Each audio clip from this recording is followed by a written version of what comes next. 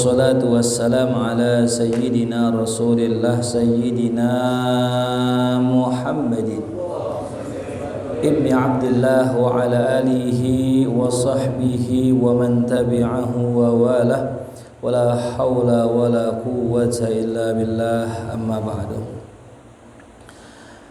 Hadratul mukarramun, para alim wal ulama, para asatidah, para guru-guru sekalian yang sama-sama kita hormati, ketua DKM kita Al-Ustaz Arfan, dan juga ketua wilayah kita ya Bapak Denis, dan juga para guru-guru, para orang tua yang tidak saya sebutkan, namun insyaallah tidak mengurangi rasa hormat dan takzim saya kepada antum semua.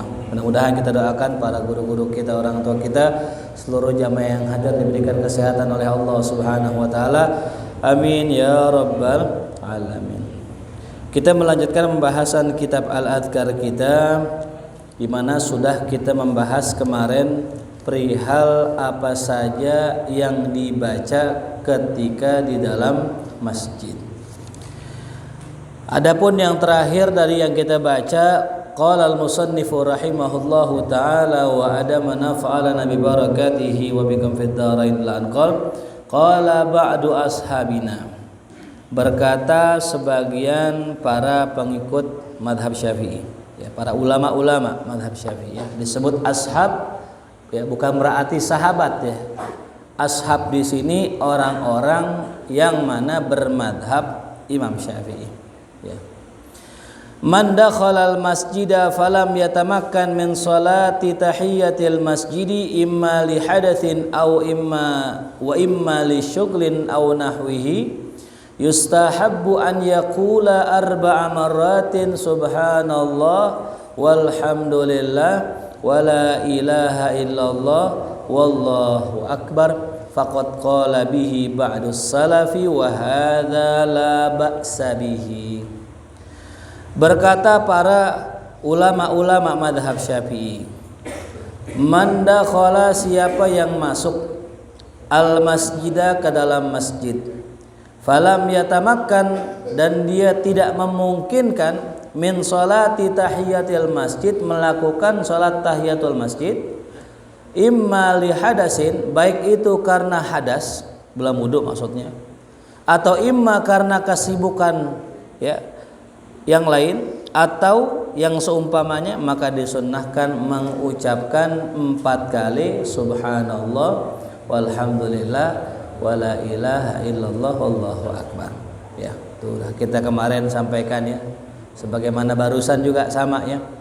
Ketika kita masuk ke dalam masjid karena memang mau taklim, mau ngaji, ya udah baca subhanallah walhamdulillah wala ilaha illallah wallahu akbar arba'a marrat, 4 kali. Itu sudah terakhir kita bahas, ya. Kita masuk kepada bab yang selanjutnya, bab ingkarihi, babu ingkarihi wa du'aihi ala man yanshudu dhalatan fil masjid aw yabi'u fihi. Bab tentang mengingkari dan mendoakan orang yang, ya, bersuara lantang mencari barang hilang di masjid, atau orang yang bersuara lantang dia itu berjualan di dalam masjid, ya. Warwaina fi sahih Muslim an Abi Hurairah radhiyallahu anhu atau an Abi Hurairatin radhiyallahu anhu qala Rasulullah sallallahu alaihi wasallam, man sami'a rajulan yanshuru dhalatan fil masjidi falyaqul la raddahallahu alaik fa innal masajida lam tubna li hadza, ya. Diriwayatkan dari Sayyidina Abi Hurairah radhiyallahu anhu, ya. Abi Hurairah bisa dibaca 2, Hurairata au Hurairatin, ya. Hurairata itu menjadi ghairu munsharif karena isim alam yang berta marbutah. Adapun Hurairatin itu juga bisa dibaca dengan tanwin karena dia merupakan isim yang munsharif, ya. Sampai salah seorang syekh di Mesir ketika membaca sebuah riwayat sampailah pada perkataan an Abi Hurairah, ditegur, la, Jangan baca Hurairah, kul Hurairatin. Karena saya dapat dari guru-guru saya baca hadis ini an Abi Hurairatin gitu. Ditanya alasannya apa? Imam Suyuti mengarang suatu kitab khusus untuk menjelaskan tentang kebolehan membaca Abi Hurairatin. Ya, dikarang satu kitab namanya Izahatul Hayrah fi Sarfi Abi Hurairah. Subhanallah ya. Cuman pengen ngebuktiin Hurairah itu bisa pakai tin begitu ya. Imam Suyuti ngarang satu kitab tuh ya, ulama begitu ya. Kalau ulama segala macam tindak tanduknya itu mereka asaskan dengan ilmu ya, bukan dengan hawa nafsu ya. Ada lagi umarah, bukan ulama, umarah ya, suka marah-marah gitu. Nah, ya. Jadi bacanya an Abi Hurairatin atau Hurairata ya. Begitupun dalam kitab Syarah Riyadhis Shalihin disebutkan, yaitu kitab Dalilul Falihin, tentang kebolehan membaca Abi Hurairatin ya, radhiyallahu anhu. Apa kata Rasulullah? Man sami'a, siapa yang mendengar ya, rajulan, ada seorang laki-laki, yanshudu dolatan, dia itu bersuara lantang mencari ya barang yang hilang, fil masjid, di dalam masjid. Falyakul, maka hendaknya dia katakan, la raddahullah alaik, semoga Allah enggak balikin barang ente ya. Fa innal masajid, karena sungguh masjid tidak dibangun ya untuk hal tersebut ya. Jadi poin pertama adalah siapa yang mendengar ya. Syaratnya ada orang nyari barang, suaranya kedengeran ya. Kedengeran dalam arti nih orang teriak ya. Apa hukumnya nyari barang di masjid? Ya boleh. Nyari barang di masjid boleh. Kita punya handphone kita ketinggalan, boleh kita cari ya. Kita punya sendal kita hilang, boleh kita cari. Yang nggak boleh teriak ya. Woi, lihat sendal gua nggak? Woi, ke sono teriak sono, ke sini teriak sono. Akhirnya orang yang sedang ibadah terganggu ya. Makanya kalau kita mau nyari ya, kalau di beberapa masjid tuh saya dapatkan mereka tuh punya kotak etalase barang hilang ya. Ini boleh kita praktekin di sini ya tuh. Nah, itu etalase barang hilang, itu isinya nanti ada jam, kacamata, ada KTP. Jadi orang nggak perlu lagi nyari barang hilang, cukup dia lihat di kotak tersebut, di lemari itu ada nggak barang dia, tapi dikunci ya, dikunci. Kalau nggak dikunci orang yang bukan punyanya, wah bagus kacamata nih, kayaknya 500.000 nih, gue pakai dah, bener pas banget deh, udah dibawa pulang lah. Siapa yang megang kuncinya? Yang megang kuncinya pengurus. Nanti kalau seandainya ada barang kita hilang, coba cari di situ ada nggak? Nah bang, ada, panggil pengurus. Pak, saya mau ngambil barang saya tuh. Itu kejadian ya di salah satu masjid di Jakarta di daerah Tebet. Saya punya kacamata hilang pas ngajar. Ini kacamata kemana? Udah 2 bulan nggak ketemu. Saya baru ingat di masjid itu kayaknya ada tempat barang hilang. Pas saya cari, lah ketemu di situ. Ya. Nah itu ya, jadi sah-sah saja kalau kita pengen nyari barang di masjid dengan syarat tidak teriak-teriak. Kalau teriak-teriak doain, mudah-mudahan barang ente kagak balik. Itu ya. Dan begitupun kalau kita kehilangan barang dan kita nggak tahu nih di mana nyari barang kita, Rasul mengajarkan untuk memperbanyak kalimat la haula wala quwwata illa billahil aliyyil azim. Itu ya. Nah, pernah dikisahkan dulu ada orang kehilangan anak, lapor ke Rasulullah. Rasul bilang, baca tuh la haula wala quwwata illa billahil aliyyil azim. Ya. Dibaca itu suami istri. Suaminya baca, bininya baca, dibaca terus. Jelang sehari datang pulang anaknya. Bukan hanya pulang anaknya, tapi itu anak bawa rombongan kambing di belakangnya. Ditanya, nah kok kamu bisa bawa rombongan kambing? Ini kambing siapa? Ini ya tadi ketika saya mencoba kabur dari penculik, ya tiba-tiba anak-anak kambing itu penculik ngikutin saya. Jadi pulang bukan hanya bawa diri, tapi bawa apa? Oleh itu ya. Bacalah haula wala quwata illa billahil aliyil azim. Jadi apa yang diajarin Nabi itu real, Pak. Dalam hadis dalam kitab Jami' As-Shaghir. Nih, kata Rasulullah, apabila api besar, apabila ada api besar, ada kebakaran, maka padamkanlah api itu dengan takbir. Padamkan api dengan takbir. Dan itu ternyata terjadi, ya. Kemarin ada salah seorang jamaah kita cerita, ketika di kampungnya di daerah Bangka Belitung sana, itu ada api besar, dicukup bilang Allahu Akbar, apinya nyusut jadi kecil, bisa diinjak pakai kaki, ya. Tapi dikasih mukadimah, wahai api, engkau makhluk Allah, ya.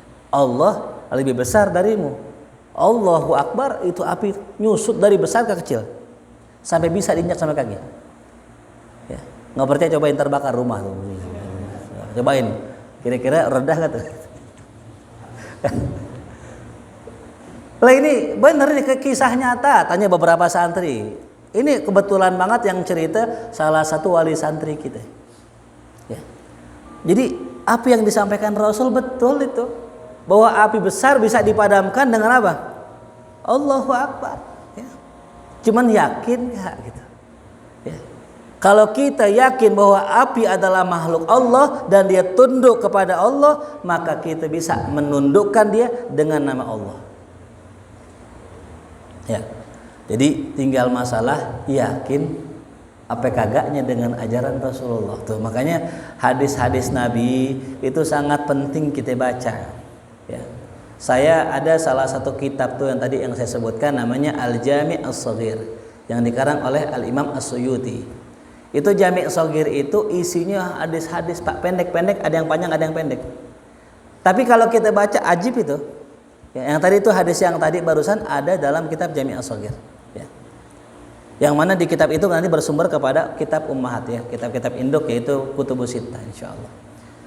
Tuh ya. Jadi kata Rasul, orang yang bersuara lantang nyari barang doa itu. Doainnya apa? Biar kagak balik itu, ya. Wa rawaina fi sahihi Muslimin aidan an Buraidah radhiyallahu anhu anna rajulan nasyada fil masjid. Diriwayatkan dalam kitab Sahih Muslim juga dari Buraidah radhiyallahu anhu, ada seorang laki-laki dia mencari barang di masjid, ya. Faqala man da'a ilayyal jamal ahmar, ya. Faqala Nabi la wajadta innama bunyatil masajid lima bunyat. Nih dia nanya, ya, siapa yang bisa cariin ontak merah saya? Insyaallah di masjid nyariin ontak merah, ya. Ontak merah itu kalau sekarang itu ya mobil BMW, mobil BMW. Mau ontaknya hilang, ya, nyarinya di masjid. Orang masjid, siapa yang bisa nyariin ontak saya? Kata Rasul dengar, la wajadta, pakainya fi'il madhi, ya, menunjukkan bahwasanya sesuatu itu sudah pasti terjadi. La wajadta, engkau nggak bakal dapetin, ya, nggak bakal nemu dah, ya. Sungguh masjid dibangun, ya, bukan untuk, ya, mencari barang tadi, ya. Makanya kembali lagi nih, ya, kita di masjid, adab kita sama Allah jangan bicarakan dunia gitu, ya. Antum punya mobil, ngomong di masjid, nyari-nyari di masjid, bukan tempatnya. Masjid nyari akhirat, ya. Ke masjid nyari Allah, ke masjid nyari redho, ke masjid nyari pahala, hadirin. Nah, ada orang misalnya ke masjid nyarinya apa? Nyarinya dunia, bukan tempatnya. Kalau mau nyari dunia di pasar tuh, ya. Makanya saya heran, ya, ada orang berebut, ya, pengen ngurus masjid. Emang yang dicari apa? Ya. Apa yang dicari? Sampai sikut-sikutan, ya. Sampai pemilihannya kayak RW gitu, ya. Undang tadi. Nggak perlu, hadirin. Yang namanya khilafah, ya, pemilihan ketua atau kepala negara di zaman Sayyidina Abu Bakar Siddiq itu ditunjuk sama beliau, ya. Sayyidina Umar itu nggak pakai voting, ditunjuk, dipilih. Sahabat protes, ya Abu Bakar, ini nggak salah dipilih Umar, orangnya keras banget, ya, orangnya keras. Tuh. Apa kata Sayyidina Abu Bakar? Ya fulan, ketahuilah Umar itu batinnya lebih baik daripada zahirnya. Nih, hatinya lebih baik daripada apanya? Zahirnya. Ya. Apa maksudnya? Ya. Sebegitu gampangnya milih presiden, asal tunjuk nggak apa-apa. Makanya dari mulai Rasulullah, Sayyidina Abu Bakar Siddiq, Sayyidina Umar, Sayyidina Utsman, Sayyidina Ali, itu cara pemilihannya beda-beda. Agar apa? Agar kita tahu yang namanya nyari pemimpin nggak dengan satu cara saja. Nggak mesti voting, nggak mesti juga dipilih, nggak mesti. Gimana aja, yang penting ketemu, yang penting sepakat. Nah, saya bilang tadi, makanya kalau ke masjid, kalau bisa niat kita lillahi ta'ala, ya. Ilahi anta maksudi waridhoka matlubi itu. Wa rawaina fi kitab At-Tirmidzi fi akhir kitabil buyu'. Kami riwayatkan dalam kitab Tirmidzi di akhir bab masalah jual beli. Di antaranya ada hadis dari Abi Hurairah radhiyallahu anhu anna Rasulullah sallallahu alaihi wasallam qala, ia berkata, idza raaitum man yabi, kalau kalian lihat orang yang jualan, ya, atau melakukan yabta'u fil masjid, transaksi dalam masjid, fagulu la arbahallah tijaratak, semoga Allah kagak untungin dagang ente ya Rabb. Kalau kasus jual beli di masjid, gampangnya begini dah, kita kan sering ziarah-ziarah tuh ya. Ada gak yang jualan di situ? Ada gak yang jualan di masjid? Jualnya apa ya? Quran, jualnya buku agama. Itu termasuk jualan namanya. Mau jualan silakan, cuman jangan dalam masjid. Jualan di mana ya? Di luar masjid. Jangan di belakang masjid, nggak laku ntar. Ya, di depan masjid, tuh. Jualan depan masjid. Tuh. Ya. Atau mungkin dia nggak jualan, dia transaksi. Simpelnya begini. Ini jamaah kita sepakat nih, beli kitab Al-Adhkar An-Nawawi. Ayo yang mau nitip sama aneh, kata Ustaz Arfan begitu. Rapi selesai nih. Besok pas giliran ngaji, ya, Ustaz Arfan bawa kitabnya ke masjid. Nih, kitabnya udah. Orang ini bayar di mana? Di masjid. Itu juga namanya apa tuh? Transaksi di dalam masjid. Walaupun beli kitab, kenapa di masjid? Kalau bisa, kalau mau transaksi di mana ya? Di depan masjid. Ya, atau TF tuh, transfer aja. Ntar kitabnya dibagi di mana ya? Di masjid, nggak apa-apa. Tapi kalau yang satu ya ijab, yang satu qabul di dalam masjid, itu yang nggak boleh. Tuh. Makanya ada yang saran, Ustadz kalau bisa besok zakat fitrah pakai beras ya. Nanti kita siapin dah panitianya di masjid. Kita jualan beras buat orang beli. Nanti abis beli beras baru zakat fitrah pakai apa ya? Beras. Di mana jualnya? Itu di depan masjid. Di halaman apa dalam? Di dalam, di depan aul, di apa namanya nih, serambinya. Nah itu nggak boleh. Ya. Makanya kalau kita bikin solusi, jangan ya bikin solusi yang salah gitu. Ya. Sama kayak tadi tuh contohnya gitu ya. Jadi ada orang jualan beras di dalam masjid, itu juga nggak boleh. Ya. Doanya la arbahallah tijaratak. Semoga Allah kagak untungin dagangan ente. Itu ya. Kenapa sih kok nggak boleh? Ya, nah itu. Orang kalau jualan kira-kira pakai ngomong apa enggak? Pakai promosi apa enggak? Pakai teriak-teriak apa enggak? Apalagi jualan obat itu pakai speaker malah.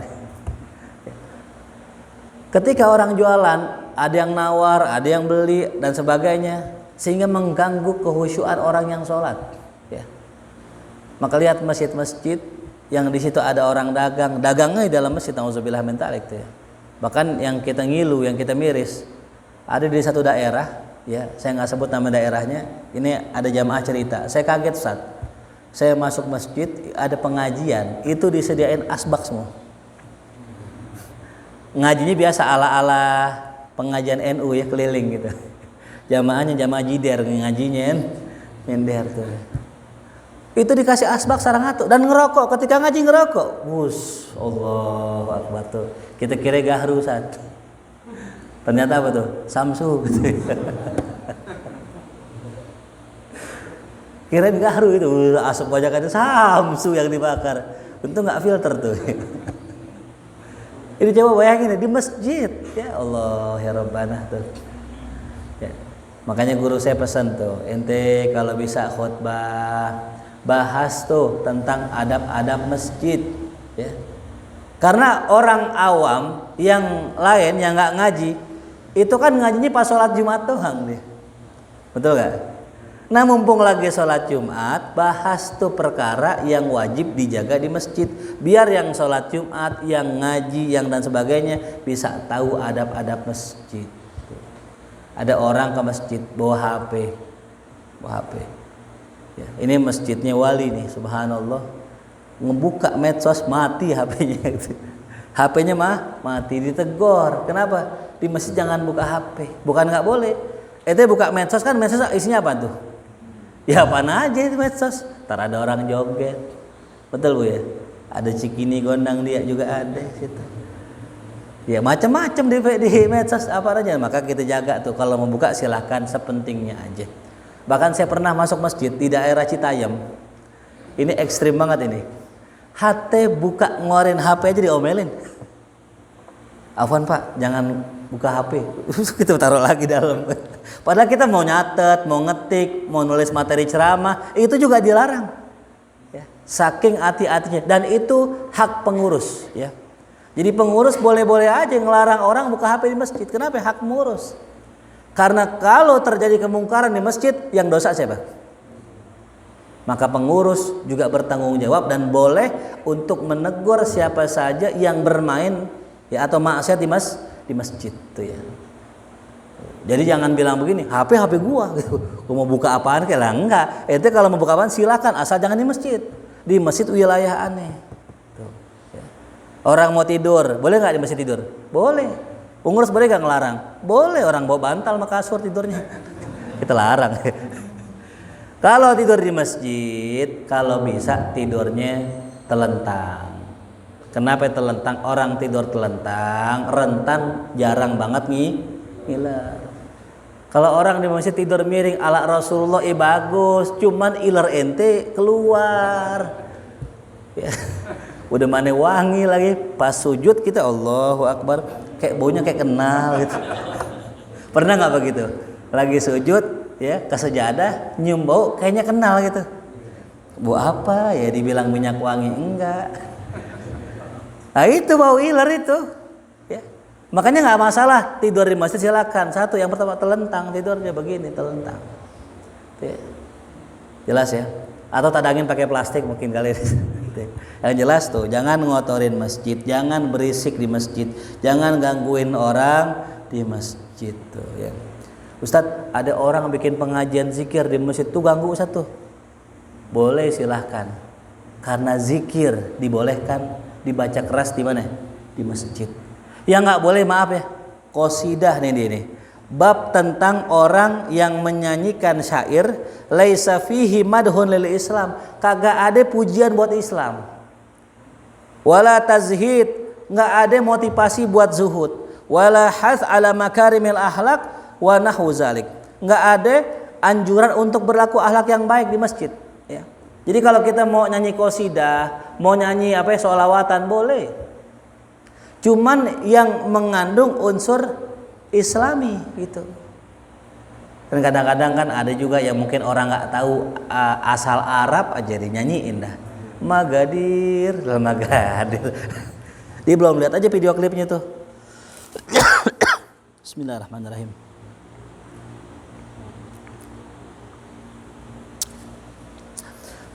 Nggak semua yang Arab itu sholawat. Nggak semua yang Arab itu qasidah. Sekali-kali pergi ke Mesir, datang ke Mesir ke gereja orang Koptik, dinyanyi nggak? Nyanyinya Arab bukan? Arab tuh. Ya, ini bahaya hadirin. Maka beberapa lagu-lagu Arab itu bukan qasidah, ya. Nah, listnya antum lebih tahu dah gitu ya. Yang demen-demen gambus kan tuh, ya. Kan kadang kalau kita dengar wah ini asal Arab aja Islami, belum tentu. Ya. Makanya tadi itu nggak boleh kita mendendangkan syair yang di dalamnya tidak terdapat unsur apa? Islami itu ya. Di dalam kitab Ibnu Sunni dari Thauban radhiyallahu anhu, ini Thauban masyhur nih ya. Ini saya mau kisah sedikit tentang Thauban ya, tentang cintanya sama Rasulullah. Suatu hari Sayyidina Thauban radhiyallahu anhu itu dikabarkan sama Rasulullah dia itu masuk surga. Annahu min ahlil jannah. Siapapun orang yang dikabarkan masuk surga pasti girang. Illa Thauban. Ini Sauban dikabarkan masuk surga, sedih, sakit, nggak bisa keluar rumah, sakit. Badannya kurus, kulitnya pucat.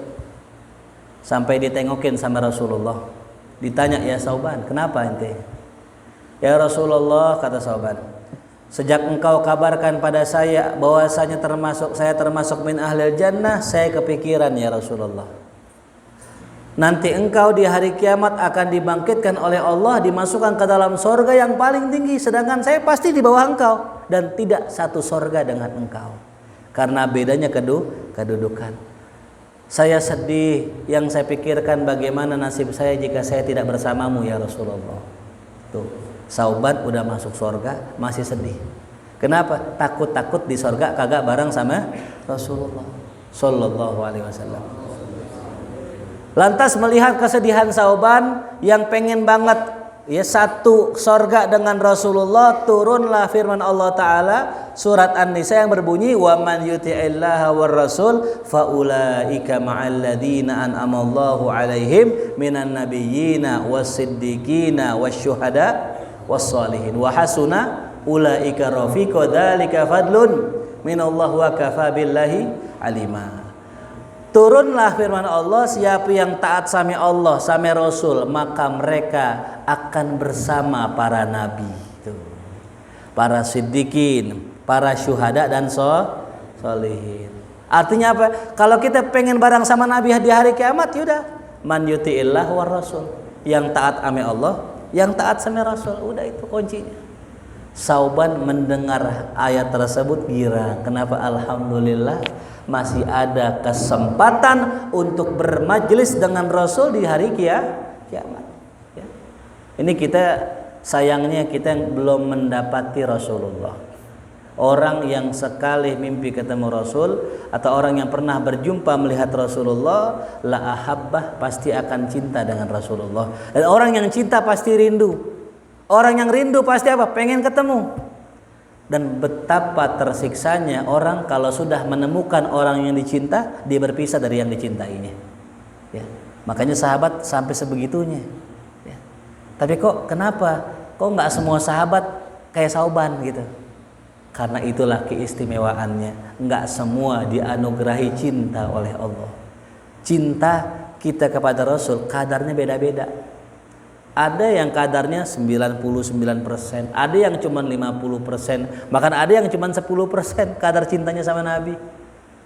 Makanya kenapa para ulama itu bikin maulid? Nah, itu karena cintanya mereka sudah sangat-sangat tinggi sama Rasulullah. Ya. Bahkan ada salah seorang habaib namanya Habib Ali bin Muhammad Al-Habsyi, pengarang maulid Simtud Durrar. Itu saking cintanya sama Rasul, tiap hari nangis. Ya. Tiap hari nangis. Ya. Saking luar biasa tangisannya itu sampai bebekas. Saking seringnya nangis, rindu sama Rasul SAW. Rindu sama Rasul bukan karena nggak ketemu, justru ya kalau bahasa katanya sedetik aja nggak ketemu rindu. Ya Allah. Ya. Dikabarkan bahwa beliau itu tiap malam mimpi ketemu Nabi. Nah kalau tiap malam ketemu Nabi masih rindu gimana? Ya itu dia. Ini kalau bahasa kita punya cucu, kita punya anak, kita sayang ya. Terus anak kita, cucu kita pulang ke rumahnya di bawah orang tuanya. Rindu gak? Rindu. Sama, lebih-lebih Rasulullah. Ya. Makanya Sayyidina Sauban begitu luar biasa, sampai sakit, sampai pucat, cuman gara-gara takut gak ketemu Rasul, itu wajar. Kenapa? Cintanya begitu tinggi kepada Rasulullah. Itu ya. Nah, apa kata beliau? Rasul bersabda, "Man ra'aitumuhu yunshid syi'ran," siapa orang yang kalian lihat yaitu mendendangkan syair di masjid, ya, faqulu, maka katakanlah faddallahu faq. Ya, faddallahu faq. Ini dikatakan semoga Allah hancurkan mulutmu salah samarat 3 kali. Ya, cuman kasih tanda kutip. Orang yang baca syair tidak ada unsur kebaikannya, nggak ada unsur pujian kepada Allah dan Rasulullah. Ya. Makanya dulu ada namanya orang Hasan bin Sabit, itu penyairnya Rasulullah. Ya. Suatu hari Hasan bin Sabit ditegur sama Sayyidina Umar, kenapa bacain syair di masjid? Ya. Menurut Sayyidina Umar, masjid bukan tempat baca syair. Masjid itu 2, ya Quran, zikir, selesai. Ditegur sama Sayyidina Umar, nih Sayyidina Umar ya kembali lagi. Ya nggak ada yang namanya pilih-pilih, tegur ya tegur begitu. Ya makanya Al-Abar juga kudu ada Umar bin Khattabnya nih biar aman tuh ya. Ditegur Pak, ya Hasan, ente baca syair itu nggak bener tuh, mungkar tuh di dalam masjid. Sayyidina Hasan bin Sabit, ya orang cerdas, dibalikin sama beliau, ya Umar, tahukah engkau bahwa dulu saya membaca syair di masjid, sedangkan masih ada orang yang lebih baik dari engkau. Siapa itu? Rasulullah. Masih ada Rasul aja kagak nyalain saya baca syair di masjid tuh. Makanya ini dalil apa? Orang boleh baca qasidah di masjid ya tuh. Contoh misal remaja apa? Alayallah binadarah minal ainir rahimah tudawi kullama bi min amradin sagima. Bareng-bareng. Alayallah binadarah minal ainir rahimah ala ya sah la tajza wa tadjar. Ala ya sah wahai sahabatku, dibuang baknya dibuang ya. Ya sah la tajza ya wa tadjar, jangan ente ngeluh, jangan ente gelisah. Wasallim lil maqadir, serahkanlah semua takdir ya kepada Allah Subhanahu wa taala. Kai tu'mar wa tu'jar, agar engkau bisa mendapatkan pahala dari Allah tuh. Itu kan bagus ya. Tuh. Wa di dunya daniyah hawadithuha katsira wa 'ishatuha hagira wa muddatuha qasira. Tuh. Orang-orang nih dunia, ini kehidupannya singkat, fana, masanya sebentar. Tuh. Fala yahris 'alaiha siwa amal basira, kagak ada orang yang sangat semangat dengan dunia kecuali dia itu memiliki mata hati yang sudah mati itu. Jadi kalau ada orang ngejar-ngejar dunia, pagi nyari dunia, siang nyari dunia, sore nyari dunia, malam masih nyari dunia, itu orang basirohnya udah mati. Udah nggak ada lagi mata hati, dunia aja pikirannya itu. Makanya kita bagus nih, pagi ngaji, entar abis maghrib ngaji lagi. Itu orang Islam begitu. Awalnya Allah, tengahnya dunia, ditutup dengan Allah lagi. Itu orang Muslim. Buka surat Al-Jumu'ah. Apa kata Allah? Ya. Faida apa? Dalam Quran, faida qudiyatis sholatu fantashiru fil ard. Kalau sholat sudah ditunaikan, maka bertebaranlah kalian di muka bumi, dagang tuh. Ya. Ntar apa? Wadhkurullaha katsira. Ujungnya zikir lagi. Jadi Allah, dunia, Allah itu yang cakep. Ya. Jadi nggak masalah kita nyari dunia dengan syarat tadi ya Allah dulu kita dahulukan. Tuh, ya. Jangan kita pagi-pagi melek udah dagang, sholat subuh belum. Tuh, ya. Kan ada yang begitu ya. Tuh, siapa itu? Biasanya orang yang ke pasar pagi-pagi siapa tuh? Jam 1 udah melek. Ke pasar tuh. Belum subuh dah standby dagangan. Nggak masalah, cakep banget. Saya seneng tuh ada orang yang jualan sayur, seneng. Kenapa? Motor aman insyaallah. Kalau perlu tiap gang ada tukang sayur gitu, motor aman. Cuman satu tadi, siapin mau kena, siapin sejadah. Ya. Kalau memang dagangnya sebelum subuh, ya tuh. Nah, bab yang selanjutnya terakhir bab tentang fadilah azan. Ya. Rawaina an Abi Hurairah radhiyallahu anhu qala, ia mengatakan qala Rasulullah law ya'lamun nas ma fin nida was safil awal summa lam yajidu illa an yastahimu alaihi lastahamu. Rawahul Bukhari wa Muslim. Abu Hurairah menyampaikan, meriwayatkan hadis dari Rasulullah SAW. Kata Rasulullah, lau ya'lamun nas, seandainya orang tahu. Lau ya, kalimatnya lau bukan in ya. Apa bedanya lau sama in? Sama-sama, seandainya, jika, sama. Bedanya kalau lau itu ada indikasi nggak bakal tahu ya. Makanya kalau kita buka dalam Al-Quran kalimat lau ya, itu lau anzalna hadzal Qur'an ala jabalin ya la ra'aitahu khashian mutasaddian min khasyatillah. Itu nggak bakal terjadi karena pakai lau ya. Walau anna ahlal qura amanu wa taqaw la fatahna alaihim barakatin sama nih. Seandainya orang tahu apa yang Allah simpen dalam azan ya. Seandainya orang tahu ya. Apa rahasianya azan? Orang pasti berebut. Tuh, ya. Wasofil awal, sah pertama, ya, sah pertama.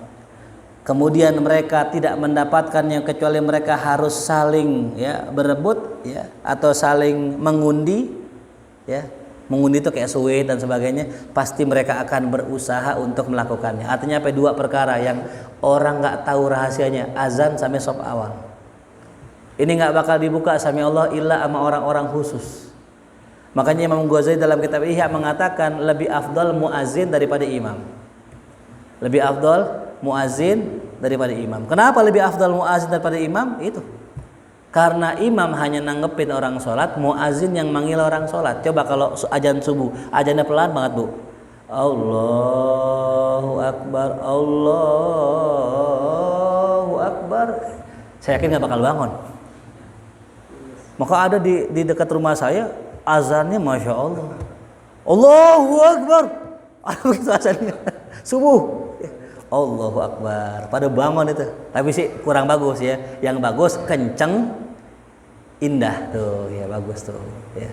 Emang setan itu luar biasa. Kita nih kalau makan makanan yang halal, ya pasti bangun sebelum subuh, pasti bangun. Ciri orang malam makan makanan yang halal, subuhnya bangun.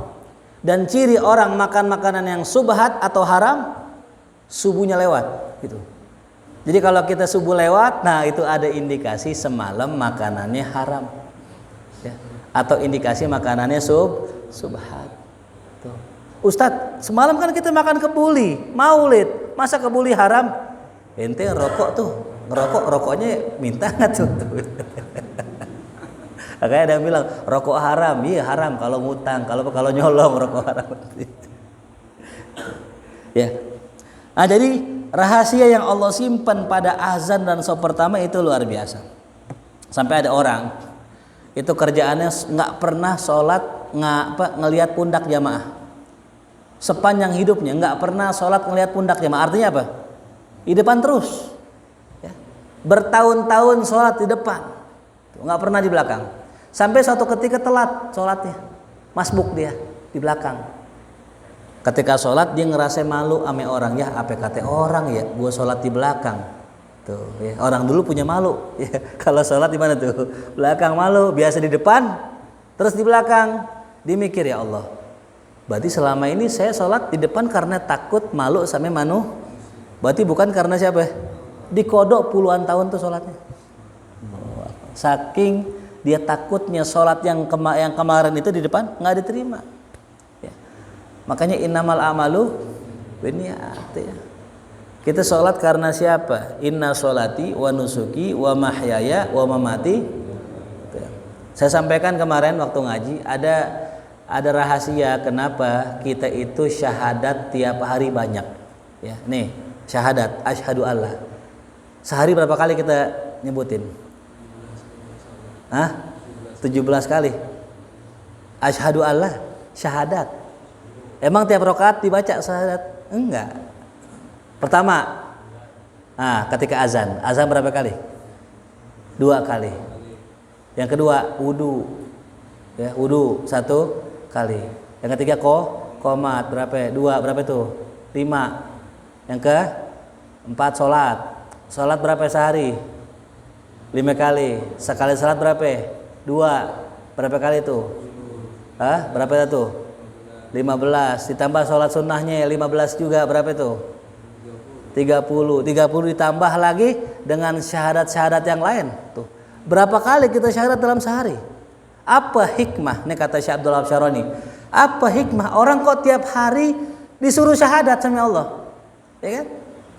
Asyhadu an la ilaha illallah. Kita asyhadu an la ilallah. Asyhadu an la ilaha illallah wahdahu la syahadat terus. Apa hikmahnya? Kita ini manusia. Itu amat gampang kadang kepleset keimanan kita. Ya. Kalau kata Habib Abdullah bin Husain bin Thahir dalam kitab Sulamut Taufik, orang itu bisa murtad karena 3 perkara. Urusan hati, perbuatan dan lisan. Ya.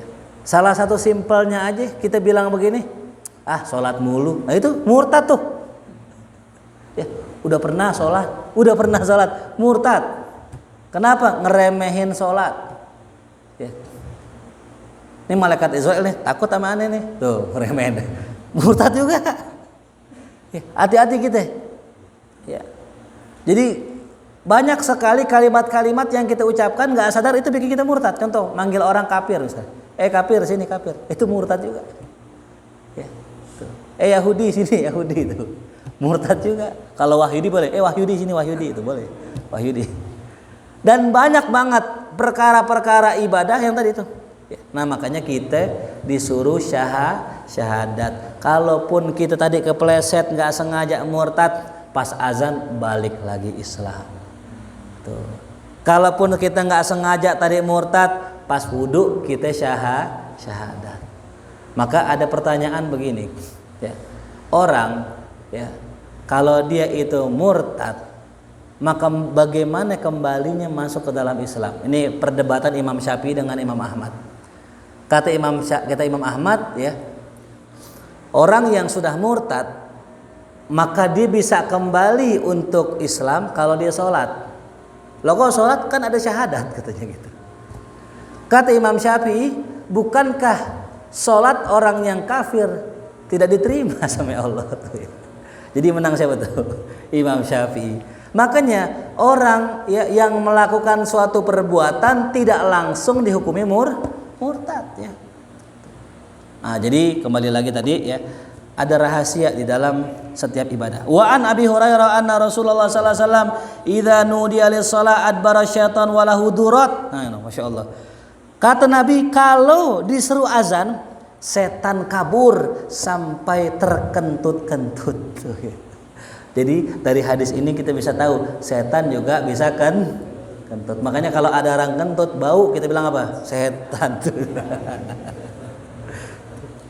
Ini ya, setan kentut hadirin. Ini kata Nabi, kan tadi saya bilang, apa yang dikatakan Nabi, percaya dah, imanin. Ya.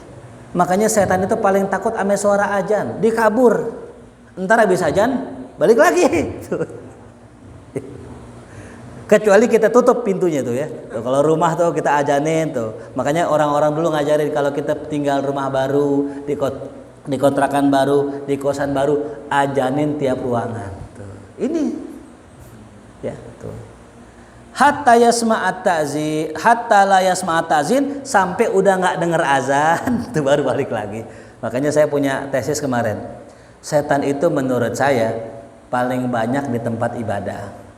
Paling dikit di tempat maksiat. Kenapa? Di tempat maksiat nggak perlu setan karena udah jadi Di tempat ibadah, orang lagi sholat Jumat, dikipas-kipasin matanya, jadi ngantuk. Tuh, dia lagi sholat, dibisik-bisikin biar kagak khusyuk dan sebagainya. Coba dah, ya. Jadi ketika orang di masjid itu lebih banyak godaannya. Tuh, ya. Makanya kalau kita pengen ke masjid baca doa. Wa an Muawiyah radhiyallahu anhu, aku mendengar Rasul mengatakan al muadzinun atwalun nas anaqon yaumil qiyamah. Orang yang azan, orang yang paling panjang lehernya nanti di hari kiamat. Oh. Baik-baik yang azan nih. Lehernya panjang. Dulu waktu saya belajar, saya sering mendengar hadis ini, saya kegambar nanti di hari kiamat orangnya lehernya panjang gitu. Saya bilang kasihan juga tukang azan ini. Pas saya belajar ilmu balaghah, ini namanya majas. Leher panjang itu maksudnya orang paling kelihatan, orang yang paling terkenal maksudnya. Jadi bukan lehernya panjang lah, kasihan kan ya. Siapa muazin di sini? Siapa muazin di sini? Siapa aja? Baru lehernya panjang semua sini. Bukan itu. Makanya perlunya belajar ilmu balaghah biar kita paham makna-makna hakiki, makna majazi. Ya. Ini penting nih, belajar balaghah ya. Balaghah 3, ada ma'ani, bayan, badi. Ya. Contoh, ada orang, wah, orang tangannya panjang gitu. Tangannya panjang. Apa makna tangan panjang? Nah, maling. Tapi di Arab beda lagi. Tangan panjang orang suka dermawan, orang suka memberi. Namanya tangan panjang. Kalau kita nyolong tuh, buah tangan tuh ya, buah tangan itu bahasa kiasan. Makanya Al-Quran itu enggak semuanya bahasanya hakikat. Contoh kata ulama aula mastumun nisa, itu ayat tuh. Atau menyentuh perempuan. Kata Abu Hanifah, ini maknanya bukan menyentuh, nyolek perempuan tuh maksudnya jima. Kayak misalnya orang baru nikah, besoknya ketemu kita tanya, bini lu colek belum gitu. Makna nyolek bini bukan apa? Bukan nyolek, maknanya apa? Berhubungan. Nah itu ya. Nah jadi maknanya leher panjang bukan lehernya panjang tuh ya. Wa an Abi Sa'id Al-Khudri radhiyallahu anhu sami'tu Rasulullah sallallahu alaihi wasallam yaqulu la yasma' mada sautil muadzin jinnun wala insun wala syai' illa syahida lahu yaumil qiyamah.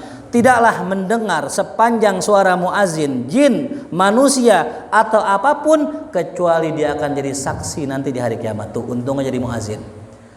Kita azan ya Allahu Akbar, itu jin dengar, manusia dengar, entar dipanggil sama Allah menjadi saksi kebaikan kita sebagai seorang muazin. Nah, ya. Nah. Waqtalafa ashabuna fil adzan wal imamah. Kata Imam Nawawi, ulama beda pendapat tentang masalah azan dan jadi imam. Mana yang lebih afdal? Di sini ada 4 pendapat. Al-asah yang paling kuat azan lebih afdal. Tuh ya. Azan lebih afdal.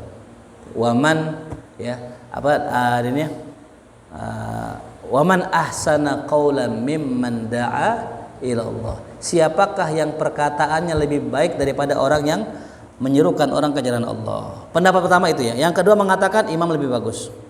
Yang ketiga mengatakan sama aja imam dengan muazin. Yang keempat, in alima min nafsihil qiyam bi huquqil imamah wastajma'a khisaluha fa huwa afdal wa ila fal adzan afdal. Siapa orang yang memang dia itu berhak jadi imam, memang sudah ngerti imam, maka jadi imam lebih utama. Ya karena memang kalau jadi imam syaratnya banyak. Kalau muazin syaratnya dikit. Ya. Kalau seandainya ini orang memang ahli, jangan jadi muazin, gitu katanya. Lebih afdol buat dia jadi imam. Tapi kalau orang nggak punya kemampuan buat jadi imam, mending jadi apa? Nah, jadi tergantung kondisinya mana lebih afdol ya, gitu. Takutnya kalau jadi apa? Jadi muazin semua repot nih, nggak mau jadi imam gitu. Fadol silakan tuh. Ini kan bahaya hadirin. Ciri masjid ya, masjid yang kurang bagus manajemennya nggak ada imam. Ya. Pernah kejadian tuh, saya lagi sholat di masjid, saya sama teman saya berdua. Fadol Ustaz, nggak antum aja. Antum gitu main dorong-dorongan nih, nggak ada yang mau imam. Ada orang tahu-tahu maju dari belakang atau jadi imam tuh. Ini yang bahaya ya. Jadi kita kita punya jadwal schedule imam rawatib. Udah ada belum di sini? Nah itu dibikin ya. Tuh nanti dibikin jadwal imam rawatib siapa besok Zaki, tuh. Saat Arfan, tuh ya. Tuh. Pokoknya siapa-siapa yang memang sudah layak jadi imam wajib jadi imam di sini. Ya. Intinya gitu. Mau dari mana aja boleh, mau dari Libya boleh, dari sini boleh, asal menyesuaikan. Ya kalau bisa biar nggak heboh ya. Imam jangan pakai jangan pakai mazhab yang lain. Mazhab Syafi'i aja. Gitu, ya. Kalau mau pakai yang lain silakan, cuman kasih tahu jamaahnya, ajarin dulu. Takut-takut kayak jamaah di tempat tinggal saya. Ada orang tua protes. Kenapa? Imamnya bego katanya. Diri langsung sujud. Gue dari kecil nggak pernah diri langsung sujud. Lapor ke Habib Ali, Beb.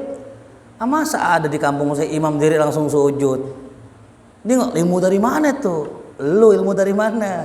Itu namanya sujud tilawah. Wasjud waqtarib sujud. Dia kagak ngerti tuh. Makanya sebelum kita melakukan yang kayak begitu gitu, jelasin ke jamaah nanti kita akan melakukan sujud tilawah. Nah nanti ketika saya baca ini semua sujud langsung bangun begitu. Jamaah nggak kaget. Ya kan yang repot kita jamaah bareng-bareng, mama di belakang. Jamaah sujud, mama ruku. Kita bangun, mama keder gitu kan lah. Makanya itu ya. Jadi kalau jadi imam kudu paham bagaimana kondisi makmum. Makmum ada orang tua udah menggigil begini. Ada kan orang begitu ya, udah menggigil begini sholat. Imam baca Al-Baqarah. Insyaallah. ini kurang bijaksana. Makanya saya bilang Rasul udah ajarin kita di dalam kitab ini nanti dijelaskan tentang bacaan sholat maghrib, baca al-hakumut ke bawah. Ini mohon maaf nih ya, antum yang udah hafal Quran, saya juga lumayan hafal Quran ya, surat Qulu ame Anas kita nih hafal surat-surat panjang, tapi maghrib jangan dibaca itu. Sunnahnya al-hakumut ke bawah, al-hakumut sampai Anas, maghrib. Tuh. Isya panjangan dikit, sabihis dah tuh ya. Johor panjang, asar sedang gitu. Subuh yang paling panjang. Jadi yang paling panjang subuh gitu. Cuma kalau kita lagi ngaji ya pendek-pendek aja gitu ya. Nah, jelas jadi biar kita tahu. Jadi kalau maghrib jangan baca yang panjang-panjang, jangan baca wanaziat, jangan baca an-naba tuh. Ya, baca Yasin boleh, Yasin, ruku, Allahu Akbar gitu. Pendek banget. Jelas ya. Jadi demikian ya pembahasan kita pada pagi hari ini. Besok kita lanjutkan dengan tentang praktek azan ya. Insyaallah nanti pertemuan yang selanjutnya tentang praktek azan ya. Mudah-mudahan bermanfaat. Amin ya rabbal alamin. Mungkin sebelum kita tutup kita pengen mendengarkan pertanyaan, mungkin satu pertanyaan. Nah, ya.